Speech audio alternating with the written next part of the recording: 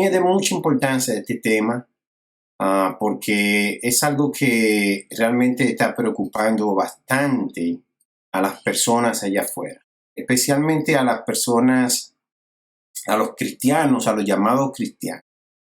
Y en esta mañana yo voy a hablar acerca de la doctrina de la prosperidad. ¿Qué es la doctrina de la prosperidad y cómo está eso influyendo en la iglesia y cómo eso también está llegando hasta nosotros? Somos adventistas del séptimo día y que de una manera u otra no vamos de acuerdo con eso. No estamos en contra de las riquezas, pero sabemos que hay un texto que dice que donde está vuestro tesoro, allí también estará vuestro corazón. Hay una parábola, bueno, no es una parábola, es una historia que se cuenta en Marcos capítulo 10, del 23 al 31, en donde dice lo siguiente. Entonces Jesús, mirando alrededor, dijo a sus discípulos: ¿cuán difícilmente entrarán en el reino de Dios los que tienen riquezas? Los discípulos se asombraron de sus palabras, pero Jesús, respondiendo, volvió a decirles: hijos, cuán difícil es entrar al reino de Dios a los que confían en las riquezas. Más fácil es pasar un camello por el ojo de una aguja que entrar un rico en el reino de Dios.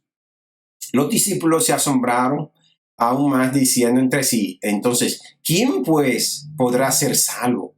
Entonces Jesús, mirándolos, le dijo: para los hombres es imposible, mas para Dios no, porque todas las cosas son posibles para Dios. Entonces Pedro comenzó a decirle: he aquí nosotros lo hemos dejado todo y te hemos seguido. Respondió Jesús y dijo: de cierto os digo que no hay ninguno que haya dejado casa, o hermanos, o hermanas, o padre, o madre, o mujer, o hijos, o tierras, por causa de mí y del evangelio, que no reciba 100 veces más ahora, en este tiempo, casas, hermanos, hermanas, padres, madres, hijos y tierras, con persecuciones, y en el siglo venidero la vida eterna. Pero muchos primeros serán postreros, y los postreros serán primeros.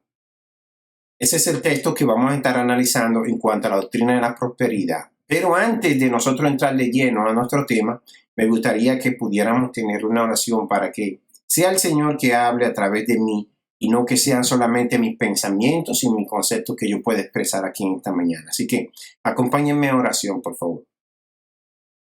Amante Padre que estás en los cielos, Señor, te doy gracias por tu amor y misericordia. Gracias, Señor, por la oportunidad que me das en esta mañana de compartir tu palabra, Señor, de ayudar a nuestros hermanos a que podamos mantenernos en el camino correcto, en el camino que nos marca tu palabra, Señor. Bendice este día de reposo y todo lo que se pueda hacer en él, Señor. Sobre todo bendice a aquellos que guardan tu día de reposo. En el nombre de Jesús. Bien, aquí vemos la historia del joven rico. Cuando Jesús se encontró con el joven rico, realmente es una de las historias escritas en la Biblia en donde alguien se acercó a Jesús y sin embargo prefirió rechazarlo, irse, dejarlo, porque no estaba dispuesto a hacer un sacrificio para poder seguir al Señor. De esta declaración que el Señor hizo, dejó asombrado a todos los discípulos. O sea, la declaración de que los ricos no entrarán al reino de los cielos. ¿Pero por qué? Porque los discípulos creían que la posesión de riquezas era una clara indicación del favor y la aprobación divinas. Ellos pensaban que los buenos, Dios les daba bienes aquí en la tierra. Era un concepto que había en ese tiempo, porque ciertamente el Señor lo que quiere es que su pueblo prospere. El Señor no quiere gente pobre. Y eso es algo de doble filo, ¿verdad? Pero el Señor no quiere gente pobre. El Señor no nos hizo para nosotros ser pobres. Pero tampoco es para que las riquezas ocupen el lugar que ocupa Dios. Por eso vemos en la historia de la Biblia que los pobres, los enfermos, las viudas, los huérfanos eran menospreciados, porque se entendían que por alguna razón el Señor no lo estaba bendiciendo a ellos. Por lo tanto, la condición de pobreza era una condición de pecado. El incidente con el joven rico dio lugar a que el Señor le enseñara sobre el tema, volviendo nuevamente a mostrar cuán equivocados estaban muchos de los conceptos que gozaban de popularidad en esos tiempos de Jesús. Los principios del reino de Cristo eran diferentes. Si a alguien le iba a costar entrar en el reino de los cielos, realmente iba a ser a los ricos. Es muy triste contemplar cómo el paso del tiempo, con este paso del tiempo desde Jesucristo hasta nuestros días, el cristianismo ha venido, ese cristianismo organizado, ha venido procurando enseñar el mismo concepto que tenían los judíos o los judaizantes en aquel tiempo. Es el mismo concepto que nosotros tenemos hoy en día en nuestros vamos a decir, en nuestras pantallas, en la computadora, en el Facebook, en la internet, en el YouTube, en los cultos que hacen en vivo en las iglesias. Esos principios que el Señor instruyó a sus discípulos paulatinamente han venido tomando nuevamente el terreno de lo que es el amor al Señor. ¿Por qué no debemos olvidar que es Satanás quien promete los reinos de este mundo? Cuando nosotros leemos en Mateo capítulo 4, versículos 8 y 9, allí se relata el momento cuando Satanás lleva a Jesús a la cima del templo y allí le contempla, le hace ver todos los reinos de la tierra. No solamente los reinos que estaban en ese momento, sino todos los reinos de todos los tiempos, de toda la época. Y él le prometió al Señor que le iba a dar todas esas posesiones, toda esa riqueza, todos esos reinos, si se arrodillaba y le adoraba. Hemos olvidado ese texto. Muchos de nosotros, de los cristianos, hemos olvidado el texto de Mateo 4, 8 y 9, que quien ofrece reinos, gloria y riqueza no es el Señor, es el diablo. Y que contrariamente a lo que muchos quieren creer, Cristo nunca en su vida predicó que aquellos que creyeran en Él tendrían en este mundo una vida llena de prosperidad material, de éxito, de aceptación social, libre de problemas, sufrimientos, enfermedades, persecuciones, odios, y podemos tener una lista bien larga de cosas negativas que tienen que sufrir los que son cristianos. Entonces, ¿de dónde sale este concepto moderno de la doctrina de la prosperidad? En la actualidad hay muchos grupos que enseñan que la prosperidad económica y el éxito en los negocios son una clara evidencia externa del favor de Dios. Tú estás bien económicamente, pues tú estás bien con el Señor. Ese es el concepto. Esta tendencia moderna es conocida como la teología de la prosperidad, de la palabra de fe. Confiésalo y recíbelo. Decláralo y es tuyo. No sé, yo tengo ciertos problemas con algunas palabras que nosotros utilizamos. Ciertamente, probablemente las palabras no, vamos a decir, no van a molestar a nadie, no hieren a nadie, pero sí, las palabras tienen un gran poder y una gran influencia sobre la mente de las personas. Esta mañana escuchaba a alguien predicar, mi esposa estaba escuchando un pastor, y él decía, porque yo estaba ministrando, hay muchas palabras que cuando tú le escuchas, tú sabes quién está hablando. Cuando yo oigo a una persona declarando, vamos a decir así, confesándolo y recibiéndolo, o declarándolo o ministrando, yo sé que no es una persona con un concepto adventista. Porque el adventista no declara, no tiene esa teología de la prosperidad y mucho menos ministra. Somos llamados a nosotros a obrar y trabajar para la humanidad para que la humanidad pueda seguir al Señor.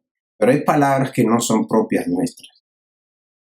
Nosotros también como adventistas tenemos palabras que son propias nuestras y que si alguien la usa, pues entonces se sabe que tiene cierta influencia o cierto conocimiento de lo que es el adventismo del séptimo día. Pero eso de estar declarando, yo declaro, hay que tener mucho cuidado con esas palabras que utilizan. No nos dejemos influenciar por las demás religiones, o no religiones, sino denominaciones, que con sus palabras no saben siempre qué es lo que están diciendo. Yo siempre digo a la esposa mía, ¿quién le ha dado la autoridad, el derecho, la facultad y el poder, la potestad a nadie de declarar algo? El único que tiene ese derecho de declarar es Dios. Ese que tiene el derecho de declarar es Jesús, el único que murió en la cruz, que fue capaz de morir en la cruz y de llevar el pecado de todos nosotros sobre sus hombros fue Jesús. Por lo tanto, el único que tiene el derecho a declarar es el Señor Jesús. En realidad, todas estas cosas reflejan exactamente el mismo tipo de pensamiento que el Señor Jesucristo corrigió a sus discípulos hace 2000 años y que vamos a estudiar ahora en este momento. En cualquiera de los casos, no nos debe extrañar que este evangelio de la prosperidad tenga tanto éxito en la actualidad. ¿Por qué?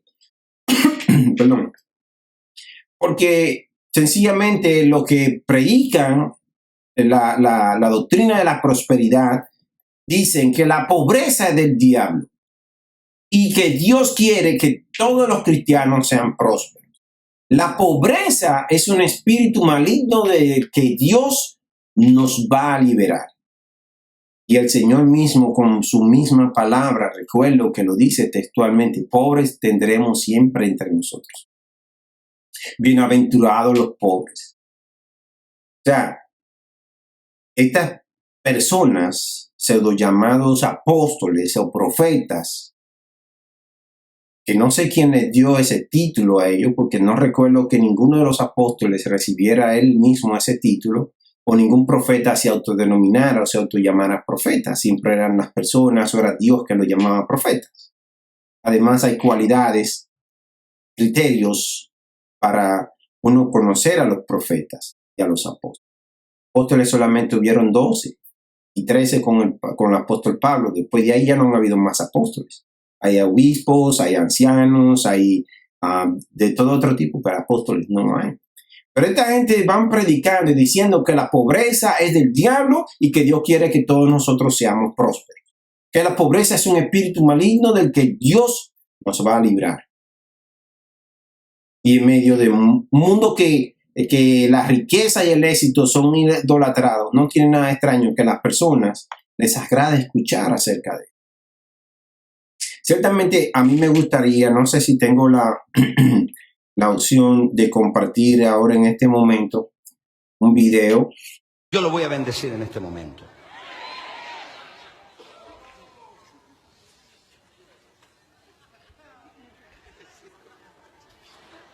Queridos hermanos, el apóstol Maldonado, su padre espiritual, los quiero bendecir, por favor.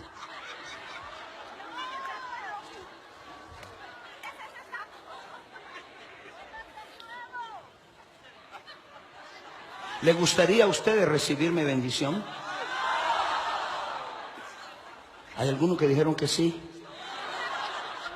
El espíritu religioso quiere ver al hombre de Dios así.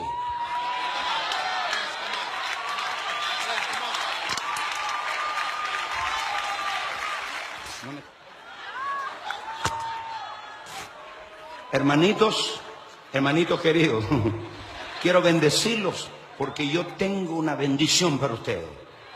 Un momentito, para usted bendecir tiene que ser primero bendecido.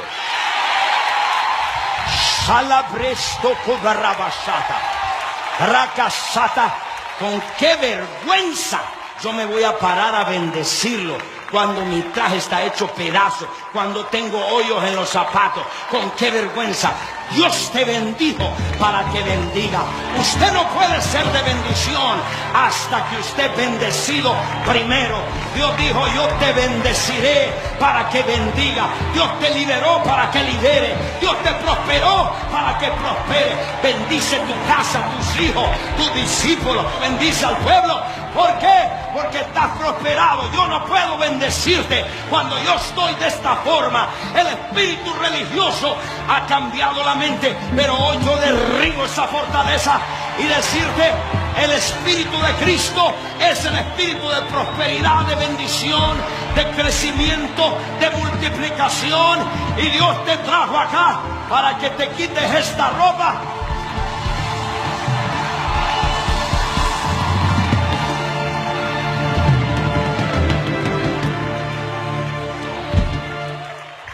¿Cuántos quieren mi bendición? ¿Cuántos quieren mi bendición?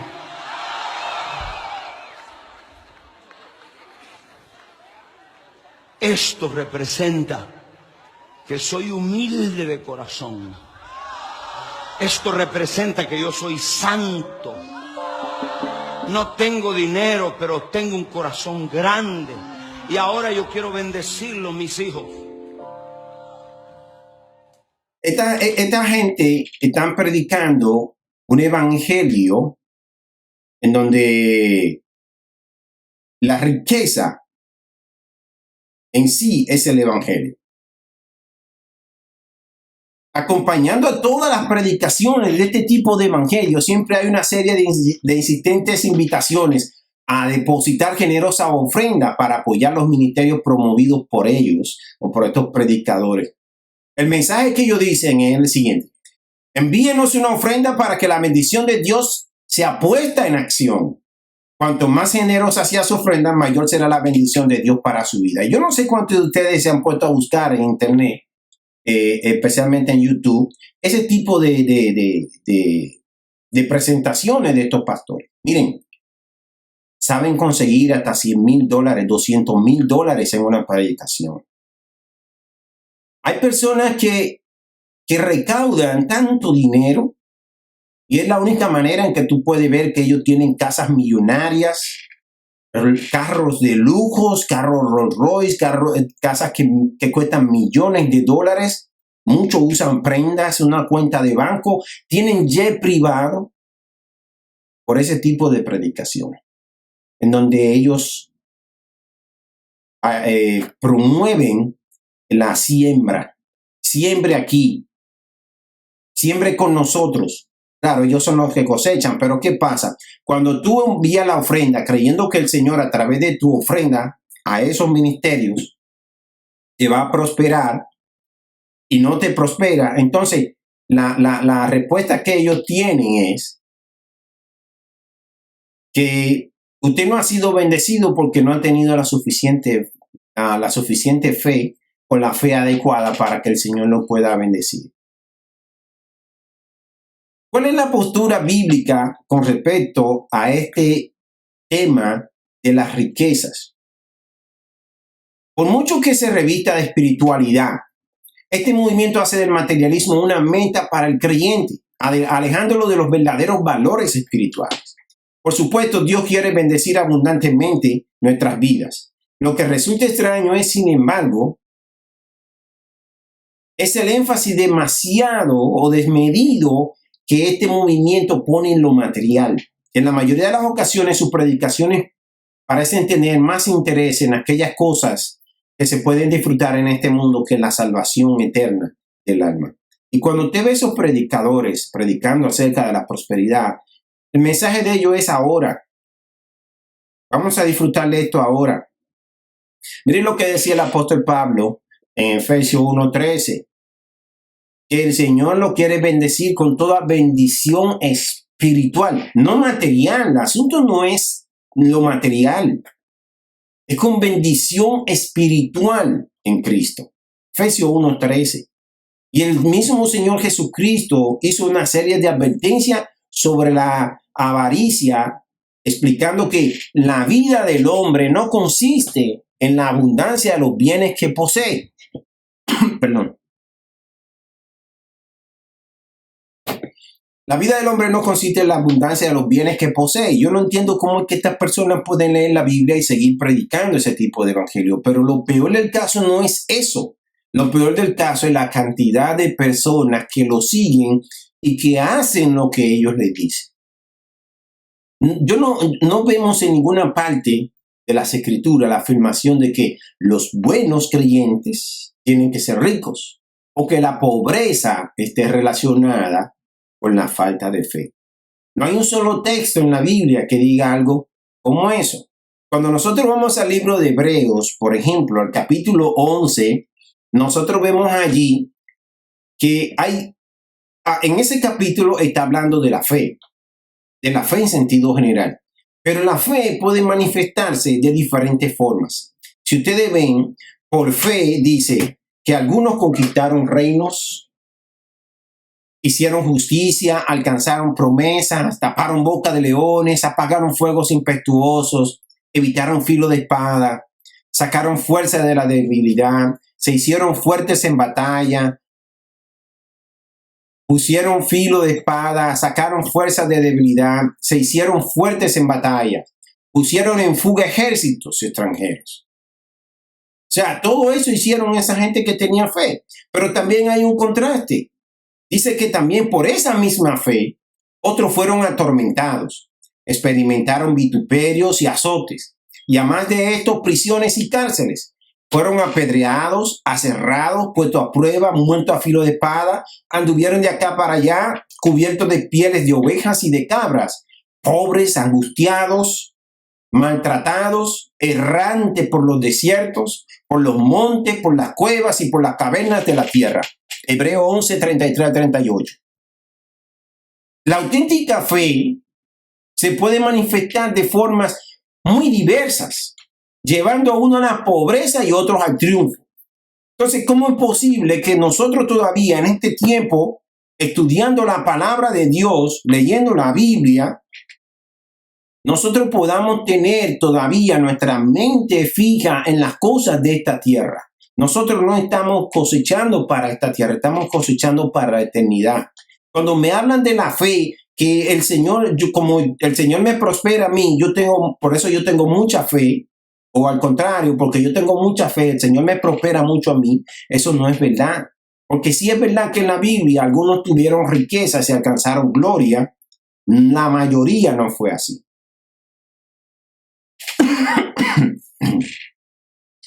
La mayoría no fue así. La mayoría pasaron todo eso que yo leí al final. En Hebreos 11, 33 al 38. La fe puede manifestarse en diferentes formas. Por lo tanto, establecer la cantidad de riquezas que uno tiene como criterio para valorar la vida espiritual es una teoría completamente falsa. Por otro lado, no olvidemos que Dios ha dado diferentes dones a los creyentes, proveyendo en cada caso de lo que sea necesario para su desarrollo. En algunos casos, el Señor le da riqueza a las personas, pero no le da riqueza solo para que la disfrute, sino para que pueda repartir con liberalidad. Le da riqueza para que ayude al menesteroso, tal como se encuentra en el libro de los Hechos, en el capítulo 4, versículos 34 y 35. Pero no podemos decir con eso que el propósito de Dios con todos los creyentes es que sean ricos. Eso no es verdad. Dios repartió dones y la riqueza es un don, como el canto. Perdón, porque tengo una pequeña gripe y eso me tiene a mí grave. El Señor repartió dones y dentro de los dones están los recursos económicos. No todo el mundo puede tener recursos económicos. Hay un refrán que dice, si tú quieres conocer a alguien, dale dinero o dale poder. Si le das esas dos cosas, una de las dos, tú la vas a conocer. El Señor sabe hasta dónde llegan nuestra fuerza, hasta donde nosotros podemos soportar. Y no todo el mundo puede soportar la riqueza. No todo el mundo puede soportar la prosperidad, el éxito. Muchos de nosotros podemos soportar la pobreza y el fracaso, pero no todas las riquezas. Porque recuerdo una historia que hizo un predicador que fue allá a la iglesia de Patterson y que pasa muchas veces y es frecuente y yo la creo por eso. Yo no creo que él se la haya inventado. Alguien oraba porque el Señor le diera un vehículo para que pudiera llegar a la iglesia temprano. Y le oraba al Señor, pero yo necesito un vehículo. Mira cuando cae nieve, mira cuando llueve, mira cuando hace mucho sol. Yo necesito un vehículo para ir a la iglesia. De alguna manera el Señor le proveyó de un vehículo, pero entonces ya no iba a la iglesia porque no encontraba parqueo. Entonces, pasa con frecuencia. Queremos que el Señor nos dé bienes, riquezas. Pero entonces cuando el Señor nos da las riquezas, nos da el bien que nosotros pedimos, entonces eso se convierte en un obstáculo para que nosotros podamos adorar. En la pobreza tenemos mayor dependencia de Dios. Nos aferramos más a Dios, oramos más a Dios. Cuando una persona tiene riquezas, por lo general, pone su confianza en la riqueza. ¿Qué no puedo hacer yo si tengo recursos económicos? Si tengo un hijo enfermo, yo voy a ir al médico. Voy a buscar al mejor médico que hay aquí en Estados Unidos, en Rusia, en China, en Japón, en cualquier lugar donde se encuentre. Lo voy a buscar a él para que él me resuelva el problema porque mi hijo está enfermo y es lo más lógico, lo más natural y es normal que lo haga, especialmente si tiene los recursos. Pero ¿en dónde se quedó Dios? Sin embargo, un pobre, lo primero que va a hacer es ¿qué cosa? Clamar al Señor. Mándame, ayúdame, resuelve mi problema, Señor. Estos predicadores de la prosperidad tienen un texto que ellos utilizan que se encuentra en Mateo 7:20.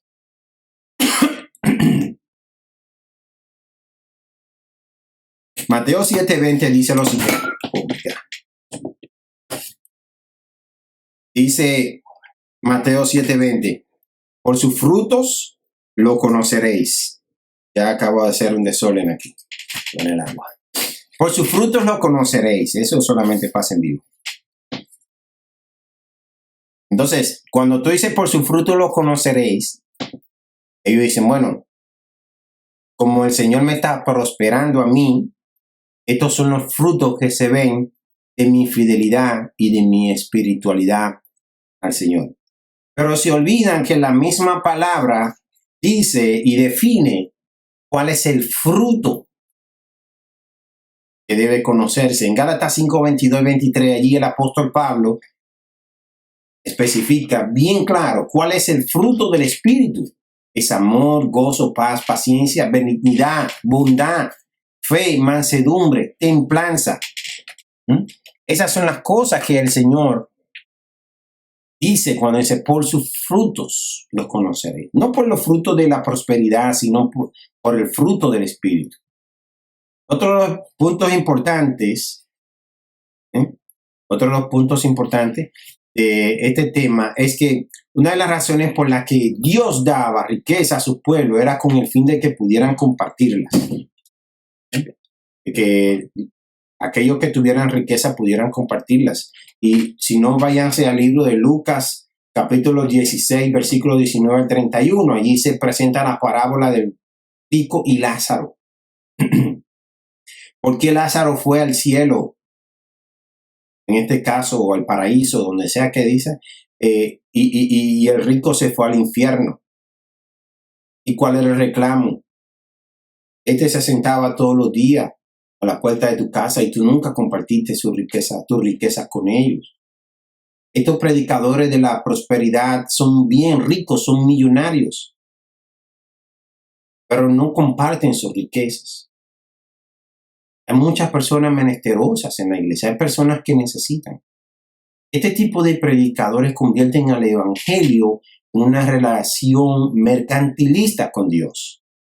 Yo le doy a Dios y Dios me lo da multiplicado.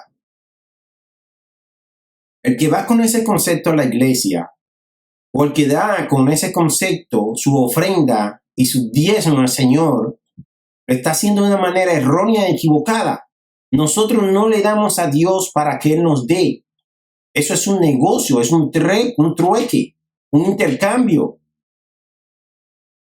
Lo primero, el diezmo no es de nosotros, es del Señor. O sea, nosotros no estamos haciendo prácticamente nada. Eso le pertenece al Señor. Pero cuando ofrendamos, muchas personas entienden que mientras más yo ofrendo, entonces más voy a recibir. Y eso es algo que es muy errado. Es muy errado pensar de esa manera. Dios no hace negocio con nosotros. El Señor nos bendice no porque nosotros le demos a Él, sino porque a Él le place bendecirnos, para que nosotros seamos bendición para otras personas, no para que nosotros bendigamos a otras personas. No tengo la autoridad, no tengo la capacidad para yo bendecir a nadie. Yo te bendigo, yo declaro en esta hora. ¿Quién le ha dicho eso a usted, amigo y hermano? No hay un solo texto en la Biblia. Miren, nuestro hablar debe ser sí, sí, no, no. ¿Qué quiere decir eso? Debe estar apegado al libreto, por un decirlo así. Al libreto que está en la Biblia. Si tú dices algo más de lo que está en la Biblia, la misma Biblia dice que se te va a agregar en el juicio. Si dice menos de lo que está en la Biblia, entonces dice la Biblia que se te va a quitar tu parte en el reino de los cielos. O sea, tú tienes que decir exactamente lo que dice la Biblia. Y nosotros no tenemos autoridad, tenemos esa capacidad de nosotros poder bendecir a nadie. Nosotros podemos ser bendición para otras personas. Abraham iba a ser bendita en Abraham y en su descendencia iban a ser benditas todas las naciones porque ellos iban a tener para poder ayudar a las naciones. No porque ellos iban a bendecir a nadie. Cuando el Señor te da a ti bendición, para que tú la compartas, no para que tú bendigas a otra persona. Yo no entiendo por qué hay personas que todavía en este momento, si hay alguien que me está viendo que no es de la iglesia adventista, hay iglesias locales que tienen necesidades. ¿Por qué tenemos que estar invirtiendo en esas grandes megas iglesias? Son gente poderosa que ya tienen mucho dinero. Nuestro mayor ejemplo debe ser Cristo Jesús, claro está. Ese debe ser nuestro mayor ejemplo. Y de quien nosotros deberíamos ya aprender las lecciones de la riqueza y la prosperidad. ¿Dónde está la verdadera riqueza del cristiano? Cuando José y María fueron al templo a presentar a su hijo, lo que llevaron para el sacrificio no fue una oveja, un cordero. Llevaron lo que era requerido para las personas de bajo nivel. Vamos a decir, pobres. Llevaron 2 tórtolas. Eso era lo que la ley estipulaba para personas más pobres de la sociedad. 2 miserables tórtolas.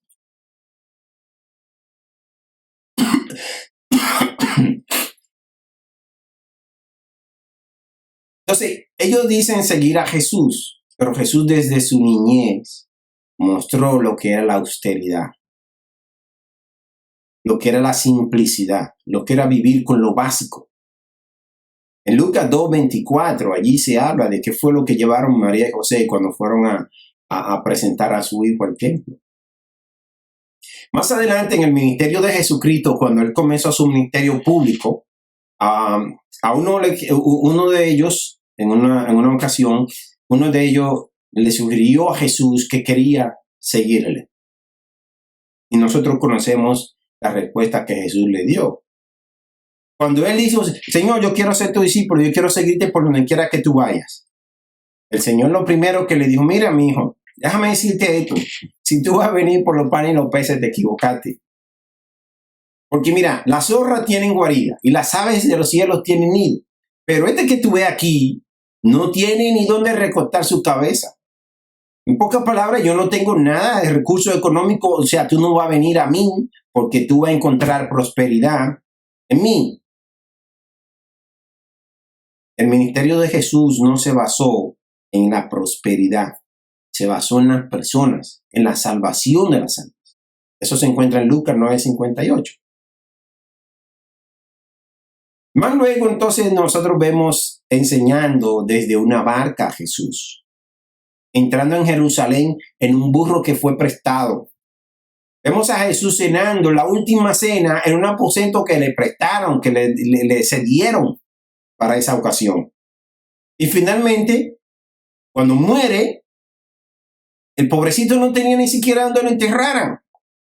Tuvo que venir José de Arimatea, prestarle una tumba para que pudieran poner el cuerpo de este hombre pobre, miserable, en esa tumba. O sea, yo no entiendo cómo es posible que todavía nosotros podamos seguir pensando que la prosperidad es una señal de las bendiciones de Dios, que la riqueza sería una señal de que nosotros estamos bien con Dios. Indudablemente el estilo de vida que el Señor tenía no se parecía en nada a lo que actualmente estos famosos mega predicadores de la prosperidad dicen ser. Y Jesús debería ser nuestro mayor ejemplo. Hay un chiste de mal gusto, claro está, pero que viene a colación. Me gusta decirlo porque dice una realidad. Son de estos chistes que hacen los muchachos para burlarse de la religión y para burlarse de Jesucristo. En una ocasión, dice el chiste, está Jesús en el cielo conversando con San Pedro. Y mientras conversa con San Pedro, en el Vaticano, se abren las puertas, se monta el Papa en su papamóvil, en un vehículo lujoso y todo lo que se diga, y un séquito que le cae atrás. Y le dice, Pedro, mira, Pedro. Y pensar que nosotros comenzamos este negocio con un burrito. Porque cuando tú ves la riqueza que ostentan esas personas, producto de el traficar con la fe, porque eso es lo que hacen, traficar con la fe, negocian con la fe que muchas personas depositan en eso, en que es cierto que el Señor le va a prosperar porque lo ven a ellos prosperar y creen que eso es cierto. Cuando el Señor comenzó este negocio del evangelio, cuando comenzó este negocio del predicar, no lo hizo en una limusina, no andaba con guardaespaldas. En muchísimas ocasiones quisieron matarlos. Otro ejemplo que nosotros deberíamos de tomar en cuenta es el ejemplo de los apóstoles. Los apóstoles, ellos siguieron el ejemplo de Jesús. Por ejemplo, el apóstol Pablo. ¿Qué decía el apóstol Pablo? Primera de Corintios 4, 9 y 13, al 13. Porque según piensen bien y oigan bien este texto porque es muy importante. Porque según pienso, Dios nos ha exhibido a nosotros los apóstoles como postreros. Aquellos que se llaman pseudoapóstoles o que se autodenominan apóstoles. Dice el apóstol Pablo, nos ha puesto a nosotros como la cola, lo de atrás, como sentenciados a muerte. Pues hemos llegado a hacer espectáculo al mundo, a los ángeles y a los hombres. Nosotros somos insensatos por amor de Cristo, mas vosotros prudentes en Cristo. Nosotros débiles, mas vosotros fuertes. Vosotros honorables, mas nosotros despreciados. Hasta esta hora padecemos hambre, tenemos sed, estamos desnudos, somos abofeteados y no tenemos morada fija. Nos fatigamos trabajando con nuestras propias manos. Nos maldicen y bendecimos. Padecemos persecución y la soportamos. Nos difaman y rogamos. Hemos venido a ser hasta ahora como la escoria del mundo, el desecho de todos. Entonces, cuando Pablo describe lo que es un apóstol, en este caso, en este texto, cuando él escribe lo que es un apóstol y tú te ves ahora con lo que dicen ser los apóstoles, tú dices, estamos a 1000 años luz. Y cuidado sin más. de parecernos a lo que el apóstol Pablo dice con respecto a lo que debe ser un apóstol. La afirmación de Jesús que dice, cuán difícilmente entrarán en el reino de Dios los que tienen riquezas. Esas palabras las dijo el Señor Jesús mientras el joven rico, miren, se alejaba del Señor. Su abandono fue doloroso, especialmente para el Señor Jesús, porque era un alma que se estaba perdiendo. Era otra alma que partía rumbo a la condenación. Y nos preguntamos si no habría alguna otra forma de retenerlo. ¿Por qué el Señor fue tan radical con él hasta el punto de mandarle que vendiera todas sus posesiones? No podía, por lo menos, como decimos nosotros, especialmente los dominicanos, Señor, bájale algo. Mira, necesitamos gente rica aquí en la iglesia. De todas maneras, podemos aprovecharlo. Si tú le bajas algo y él pudiera quedarse, tal vez con el tiempo. El problema es que las cosas del Señor son radicales. Eso es una palabra que habría que discutir bien. Pero en este caso, las cosas del Señor son bien radicales. Al fin y al cabo, cuando nosotros vemos que el Señor reacciona de esa forma, es por lo siguiente.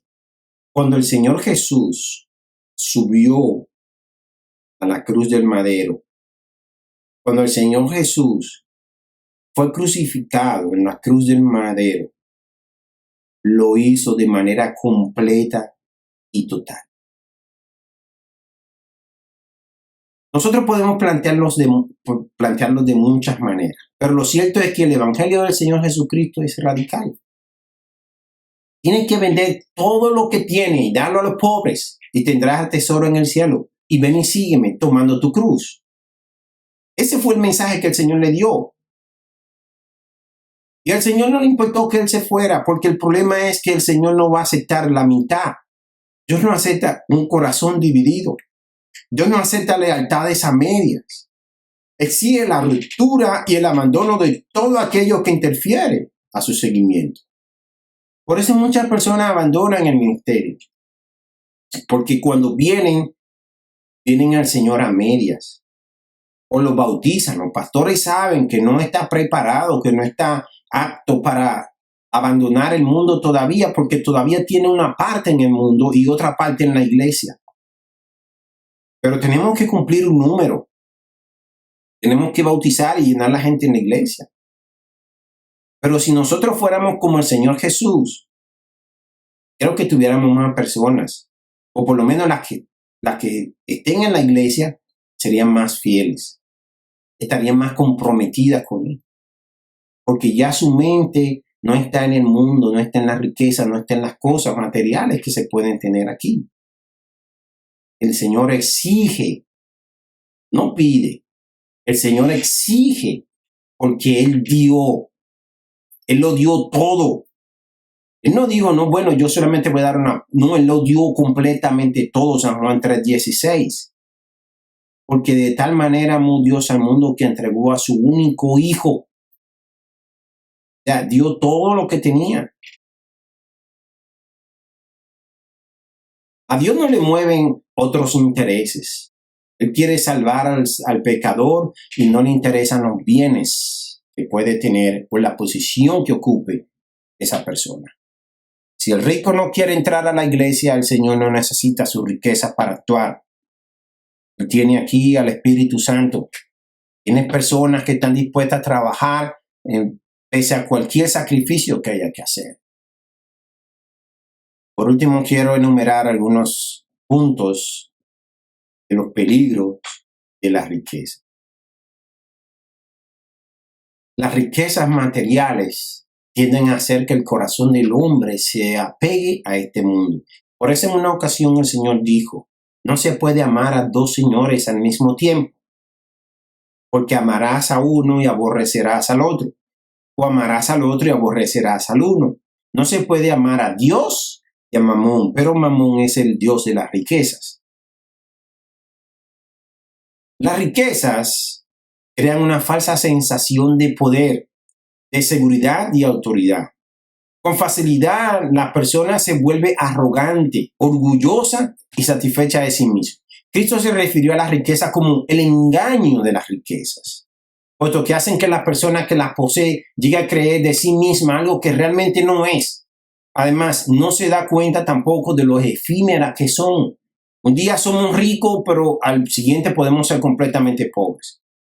Y hay mucha gente que han llegado a la fama y han tenido riquezas, pero cuando llega el momento de la muerte, hay que buscar entre las personas conocidas, hay que hacer telemaratones, hay que hacer, qué sé yo, muchísimas cosas. ¿Para qué?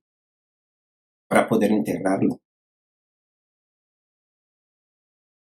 San Pablo decía que el amor al dinero es la raíz de todos los males. Centrarse con facilidad en la riqueza, tanto en lo material, es fácil llegar a perder de vista lo importante que son las relaciones personales, tanto con nuestros semejantes como con Dios. Cuando usted no tiene dinero, usted es amigo de todo el mundo. Cuando usted tiene dinero, usted no es amigo de todo el mundo. Y eso es así, eso. Desde que tú tienes dinero, lo primero que quieres es salir de donde está para irte a un sitio donde no haya mucha gente. Tus amigos cambian. Porque antes te buscaban porque tú eras. Ahora te van a buscar porque tú tienes. Finalmente, las riquezas esclavizan gradualmente a aquellos que se aferran a ellas. Crea una cada vez mayor dependencia de la comodidad, de la buena vida, hasta que llega un momento en que las personas no pueden renunciar a ellas. Las riquezas suponen una tentación muy grande para nosotros. Alguien ha dicho que por cada 100 personas que pueden soportar la adversidad, no hay más que una que pueda soportar la prosperidad. Y es que es difícil. Indudablemente se ha visto una y otra vez. Cuando nosotros tenemos riquezas, por más que nosotros querramos, cambiamos. El Señor nos llamó, pero no nos prometió villas y castillas en esta tierra. Nos dijo que tenemos un banco en el cielo, que ahorremos en el cielo. Allí el hollín y el moho no corrompen lo que nosotros tenemos. No se devalúa lo que nosotros poseemos. Al contrario, eso dura para la eternidad. Carácter noble, un carácter afable, un carácter sencillo, un carácter como el de Jesús. Eso perdura para siempre. 2000 años y Jesús sigue siendo la misma persona que fue. Sigue ejerciendo el mismo poder que tenía cuando estaba aquí en la tierra. Y lo va a seguir ejerciendo por toda la eternidad. Y eso es lo que Él nos prometió. Si el Señor te dio un don que se llama dinero, don dinero, es para que tú lo administres bien, para que seas un buen mayordomo. No aspiremos a ser ricos. Si el Señor nos da la oportunidad, bienvenido sea. ¿Quién no quisiera ser rico? Yo quisiera ser rico, tener mucho dinero, tanto que no supera ni qué sea con ello. Pero cuando tenga todo eso, ¿en qué lugar va a quedar Dios? ¿En qué lugar va a quedar mi hermano que me necesita? ¿Qué hago yo con 6,000 millones de dólares? Con 10,000 millones de dólares. Si al final estoy solo, si al final no puedo comprar un segundo más de vida, si al final no puedo comprar a alguien que me ame realmente por lo que soy, no por lo que represente cuando yo me muera. Además, es lo que dice el sabio Salomón. Tú te afanas teniendo riqueza y propiedades y cosas, y cuando tú mueras, ¿quién la va a disfrutar? Alguien que no tuvo que sufrir por ella, que no tuvo que trabajar por ellas. Eso es algo necio, dice Salomón. Es algo necio, matarme trabajando para que otro sea quien lo disfrute. Eso es una necedad y querer atrapar viento con el hermano. Hermano, espero que el Señor te bendiga y que puedas en esta hora ser bendecido por el Señor para que no para que seas rico, sino para que, como dijo Pedro al inválido que estaba frente a la puerta de la hermosa Jerusalén, yo no tengo oro, no tengo plata. Pocas palabras, yo no tengo nada que darte, no tengo dinero. Yo le pregunto, una gente que esté necesitada y que esté sentado en un lugar mendigando, va a querer que tú vengas, oh mira, que Dios te bendiga. No, lo que quiere es comer, lo que quiere es dinero, lo que quiere es resolver sus problemas. Sin embargo, Pedro fue y se acercó. Yo no tengo oro, no tengo plata, no tengo nada, pero lo que yo tengo, eso te doy. Y fue más que suficiente, mucho mejor que haber tenido oro y que haber tenido plata. Pablo dice, yo he sabido contentarme en la riqueza, pero también en la pobreza. He sabido vivir en la abundancia, pero también en la pobreza. Nosotros tenemos que ser agradecidos por lo que el Señor nos ha dado. No conformista, porque el Señor no nos manda a nosotros a ser personas conformistas. Tenemos que seguir luchando, trabajando, tratando de prosperar, pero siempre teniendo en mente que la riqueza no es nuestro Dios. No es el último objetivo que tenemos que alcanzar. Es la salvación y la vida eterna. El Señor va a depositar recursos en tus manos, pero es para que tú puedas servir de bendición a otros. No para que tú bendiga a nadie, recuerda, para que tú sirvas de bendición a otras personas. Aun con lo poco que el Señor te da. Porque muchas veces nosotros, como la vida pobre, vamos a tener que dar lo único que tenemos. Pero el Señor va a ser como la viuda de Sarepta. A proveer hasta que se acabe la escasez. Así que mi oración esta mañana, mi deseo es que como iglesia, como individuos, nosotros estemos conscientes de que este ministerio, este evangelio de la prosperidad es un engaño de Satanás.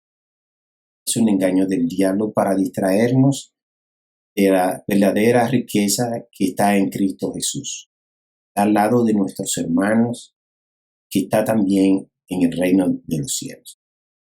Dios los bendiga, mis hermanos. Nos ayude a que nosotros podamos seguir hacia adelante.